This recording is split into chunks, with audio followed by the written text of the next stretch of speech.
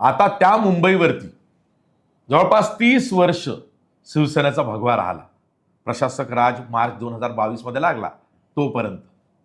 आता तिथे कोणाचा भगवा लागेल?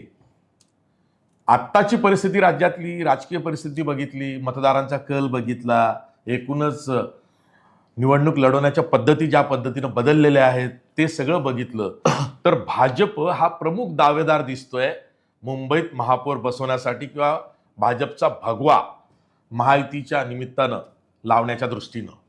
पण त्यांना आव्हान दिलंय ते ठाकरे बंधूंनी.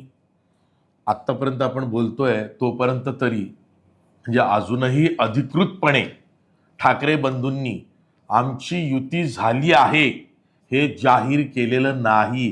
हे दोन्ही ठाकरे बंधूंना मी आवर्जून लक्षात आणून देतोय.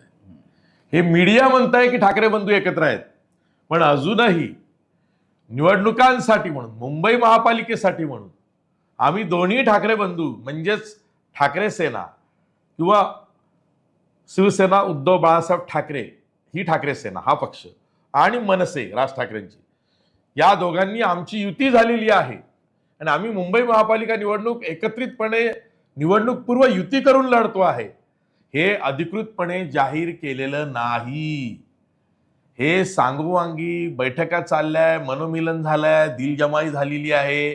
आता काय युती झालेलीच आहे, एकत्रित लढायचीच आहे. आणि विरोधक म्हणाले की ठाकरे बंधू एकत्र आले तरी काही बिघडत नाही, खास करून भाजपचे नेते. म्हणून आपण म्हणतोय की ठाकरे बंधू एकत्र ही निवडणूक लढतायत. पण आस्था काय? जिथे मुंबई महापालिकेसह राज्यभरातल्या 29 महापालिकांची निवडणूक जाहीर झाली आहे, आता या क्षणापर्यंत अधिकृत घोषणा नाहीये की शिवसेना उद्धव बाळासाहेब ठाकरे हा पक्ष आणि राज ठाकरेंची मनसे हे दोघे जण निवडणूक पूर्व युती करून आगामी मुंबई महापालिकेची किंवा अन्य महापालिकांची निवडणूक लढतायत. तेव्हा अधिकृत घोषणा अजून झालेली नाही.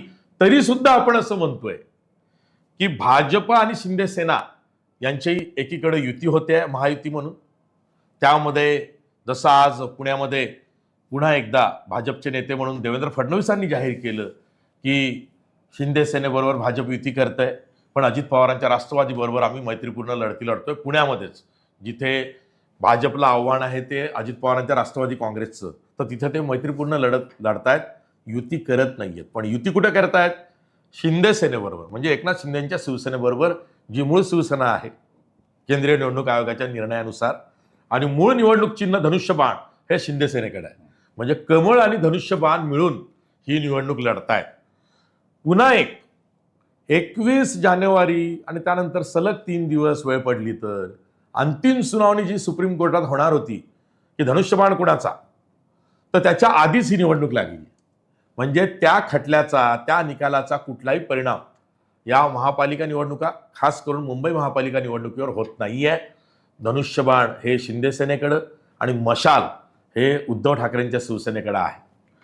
थोडक्यात आपण गृहीत धरतोय, लिबर्टी घेतोय खरं तर, की दोन्ही ठाकरे बंधू हे एक आलेले आहेत आणि ते निवडणूक पूर्व युती करतील. आता मिठाचा खडाच टाकायचा झाला दोन्ही भावांमध्ये, तर तो वाईटपणा कोणीतरी घेतला पाहिजे. तर मी घेऊ का? हा, मला अजूनही हे कळत नाहीये की ठाकरे बंधू एकत्र येणार म्हणजे नेमकं काय काय.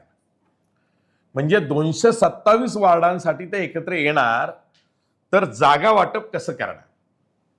मला जी माहिती मिळाली ती ही आहे की 2017 ते 2022 या 5 वर्षाच्या टर्म मधले जे माजी नगरसेवक आहेत शिवसेनेचे, त्यातले 44 नगरसेवक म्हणजे निम्मे जवळजवळ हे शिंदे सेनेकडे गेलेले आहेत. आणि त्या 44 जागांपैकी 30 जागा ह्या राज ठाकरेंच्या मनसेनं मागितल्या आहेत.